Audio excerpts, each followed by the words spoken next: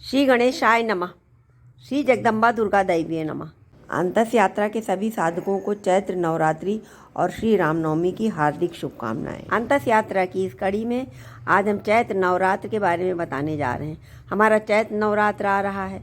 वैसे तो वर्ष में 4 नवरात्रियां होती हैं, जिनमें हमारी यह वासंतिक नवरात्रि और शारदीय नवरात्रि 2 प्रत्यक्ष होती हैं और 2 नवरात्रियां हमारी गुप्त नवरात्रि होती हैं। नवरात्रियों में हम माँ की आराधना करते हैं। पूरे संपूर्ण विश्व को माँ का ही प्रतिरूप मानते हैं। देवी पुराण में माँ को ही संपूर्ण विश्व का प्रतिरूप माना गया है। दुर्गा सप्तशती में देवी दुर्गा को सर्वरूपमयी देवी सर्वदेवी मयम जगत अतोहम विश्वरूपा ताम नमामि परमेश्वरी अंतिम श्लोक बोलकर महामाया जगदम्बा को प्रणाम किया गया है। नवरात्रि पर्व शक्ति साधना का पर्व है। ये वासंतिक नवरात्र तो हमारे हिंदू कैलेंडर की शुरुआत है। हमारा नया साल आज से ही शुरू होता है। माना जाता है इसी दिन ब्रह्मा ने सृष्टि की रचना की थी। वैसे तो हमारे सभी हिंदू घरों में पूजा पाठ कुछ न कुछ समय के लिए ज़रूर होता है, चाहे थोड़ी देर के लिए ही। प्रत्येक घरों में छोटा सा ही मंदिर क्यों न हो, लेकिन मंदिर रहता ज़रूर है, जहाँ सुबह शाम लोग अगरबत्ती दिया कुछ भी करते हैं। नवरात्रों में तो माँ भगवती के लिए सुबह शाम नियम से थोड़ा ही समय निकालें, लेकिन समय ज़रूर निकालें। अपने घर में माँ की छोटी सी चौकी ज़रूर लगाएं और स्नान आदि से निवृत्त होकर के मंदिर अपना साफ करें। नवरात्रि के प्रथम दिन कलश स्थापना करें, माँ का आवाहन करें, पूजन करें, दीपक जलाएं। अगर आपके पास ज़्यादा समय नहीं है या पंडित वगैरह की व्यवस्था नहीं हो पा रही है, तो माँ का बीज मंत्र ओम ऐं ह्रीं क्लीं चामुंडाय विच्चे नमः कहकर माँ की पूजा करें, स्थापना करें। माँ को धूप दीप नैवेद्य यानी भोग जरूर चढ़ाएं, सुहाग सामग्री चढ़ाएं, जो भी आपकी सामर्थ्य हो उसे चढ़ाएं और पूरी श्रद्धा भाव से माँ की पूजा अर्चना करें। माँ की स्थापना करने से पहले हमें वरुण देव यानी कलश की स्थापना करनी चाहिए। कलश में जल, पुष्प, सिक्का, हल्दी, रोली आदि डाल करके कलश बनाएं, मौली आदि लगा करके। कलश स्थापना का हमारा एक वीडियो पूरा है इसी पर, वो आप देख सकते हैं। हम डिस्क्रिप्शन में उसका लिंक दे देंगे। और मंत्रोच्चार द्वारा कलश स्थापना करें। अगर मंत्र नहीं आते हैं तो अपाम पतये वम वरुणाय नमः या वरुण देवताभ्यो नमः सपरिवाराय वरुणाय नमः, इस तरह से कुछ बोलकर वरुण देव का सपरिवार आवाहन करें। उनका भी पूजन धूप दीप नैवेद्य आदि से करें। नवरात्रि पर्व दुर्गा माँ की सभी शक्तियों का प्रतिनिधित्व करती हैं। इसमें हम दुर्गा के 9 रूपों की पूजा करते हैं। वासंतिक नवरात्रि वसंत ऋतु की शुरुआत होती है। जलवायु और सूरज के प्रभावों का महत्वपूर्ण संगम माना जाता है। यह समय माँ की पूजा आराधना के लिए पवित्र अवसर माना जाता है। नवरात्रि पर माँ दुर्गा की अवधारणा भक्ति और परमात्मा की शक्ति, उदात्त परम रचनात्मक ऊर्जा की पूजा का सबसे शुभ और अनोखा समय माना जाता है। हमारा पूर्ण संसार, पूर्ण प्रकृति ही तो शिव और शक्तिमय है। जिस शक्ति से संसार चलता है उसे शिव शक्ति कहें या प्रकृति और पुरुष कहें या अशेष अखंड कहें, अजन्मा कहें, अविनाशी कहें, हम कुछ भी नाम दें, लेकिन हमें जीवन जीने के लिए शक्ति चाहिए। और वो शक्ति हम इन 9 दिनों में माँ की पूजा आराधना से अर्जित कर सकते हैं, उनकी कृपा प्राप्त कर सकते हैं। हम माँ के किसी भी रूप की पूजा करें, कोई भी मंत्र करें, नहीं तो 99 मंत्र ही सुबह शाम एक माला करें। कुछ ना कुछ हमें आराधना तो ज़रूर करनी चाहिए, क्योंकि ये बार बार मैं कह रही हूँ कि ये शक्ति संचय का समय है। इसमें हम माँ की पूजा आराधना करके उनसे शक्ति और भक्ति का वरदान मांगे। श्री राम ने भी रावण से विजय करने के पूर्व शक्ति की आराधना की थी। यह पूजा वैदिक युग से पहले प्रागैतिहासिक काल से चली आ रही है। ऋषि के वैदिक युग के बाद से नवरात्रि के दौरान की भक्ति प्रथाओं में से मुख्य रूप से गायत्री साधना का है। नवरात्रि में देवी के शक्तिपीठ और सिद्धिपीठों में भारी मेले लगते हैं। माता के सभी शक्तिपीठों का महत्व अलग अलग है, लेकिन माता का स्वरूप एक ही है। कहीं तो माता वैष्णो देवी के रूप में पूजी जाती हैं और कहीं माता चामुंडा के रूप में पूजी जाती हैं। माँ के अलग अलग विभिन्न स्वरूप हैं। जो देवी दुर्गा के विभिन्न स्वरूपों व अवतारों का प्रतिनिधित्व करती हैं।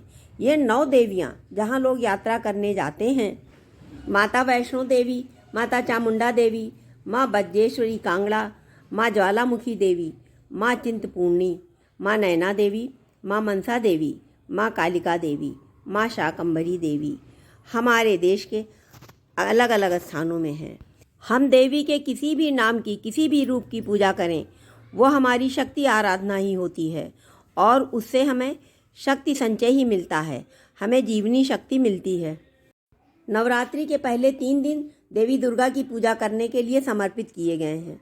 यह पूजा उनकी ऊर्जा और शक्ति की ही की जाती है। प्रत्येक दिन देवी दुर्गा के एक अलग रूप को समर्पित है। पहले दिन माता के शैलपुत्री, दूसरे दिन माँ ब्रह्मचारिणी और तीसरे दिन माँ चंद्रघंटा स्वरूप की आराधना की जाती है। व्यक्ति जब अहंकार, क्रोध, वासना और अन्य पशु प्रवृत्तियों पर विजय प्राप्त कर लेता है तो वह एक शून्य का अनुभव करता है। यह शून्य आध्यात्मिक धन प्राप्ति के लिए अति आवश्यक है। प्रयोजन के लिए व्यक्ति सभी भौतिकवादी आध्यात्मिक धन और समृद्धि प्राप्त करने के लिए देवी लक्ष्मी की पूजा करता है। नवरात्रि के चौथे, 5वें और 6ठे दिन माँ लक्ष्मी समृद्धि और शांति की देवी की पूजा करने के लिए समर्पित है।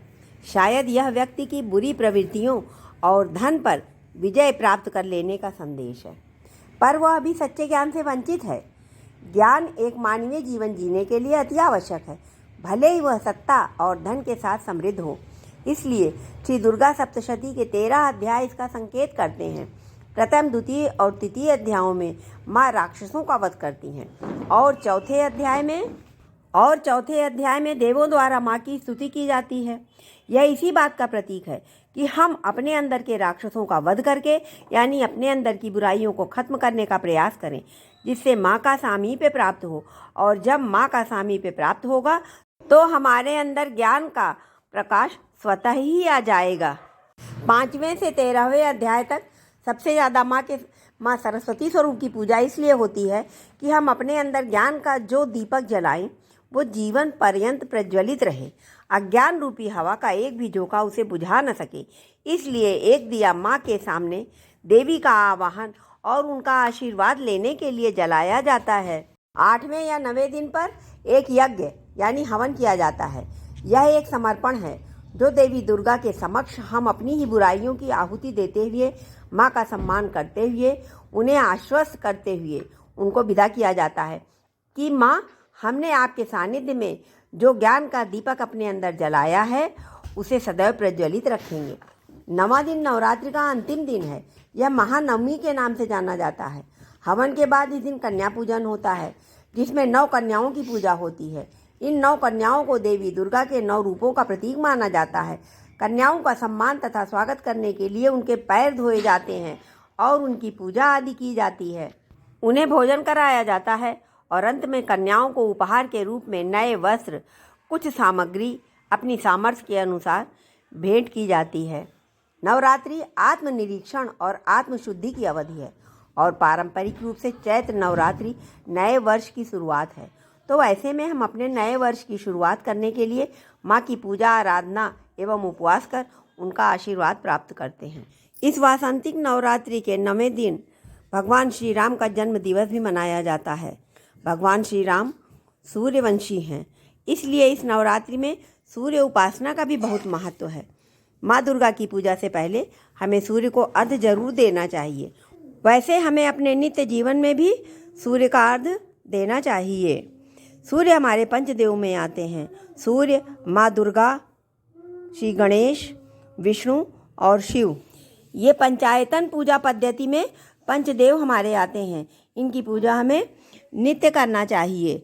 नवरात्र की पूजा में हमें माँ के प्रति पूरी श्रद्धा और विश्वास रखकर पूजा करना चाहिए। शारीरिक और मानसिक शुद्धि भी बहुत ज़रूरी है। हो सके तो नवरात्रि के किसी भी दिन माँ का अभिषेक करें। जैसे शिव बाबा को अभिषेक पसंद है, वैसे माता का भी अभिषेक किया जाता है। माँ को अभिषेक अति प्रिय है। अभिषेक के लिए मधु, शक्कर, गन्ने का रस, फलों का रस, दही, अनार का रस आदि द्रव्यों से माँ का अभिषेक कर सकते हैं। श्री सूक्त पढ़कर करें या पंचम अध्याय में माँ की स्तुति पढ़कर करें या किसी ब्राह्मण द्वारा भी आप करवाएं। नवरात्रों में ब्राह्मण आदि उपलब्ध ना होने पर आप स्वयं कर सकते हैं। श्री यंत्र की प्रतिष्ठा आदि का ये बहुत सही समय है। नवरात्रों में आप श्री यंत्र की प्रतिष्ठा भी कर सकते हैं। अगर आपने नई मूर्ति ली है तो उसकी प्रतिष्ठा पंडित जी से करवाएं या आप ओम दुम दुर्गाए नमः बोल करके प्रत्येक वस्तु अर्पित करें और भावना करें कि माँ हमारे घर आ रही हैं। पूजा में भावना ही प्रधान होती है, इसलिए हमें अपनी भावना शुद्ध और सात्विक रखनी चाहिए।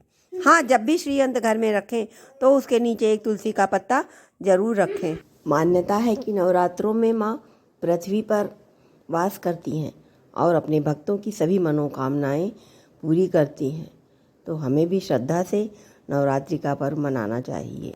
साथ ही हमारे नए वर्ष की शुरुआत है और रामनवमी के दिन हमारे प्रभु मर्यादा पुरुषोत्तम श्री राम का जन्म दिवस है।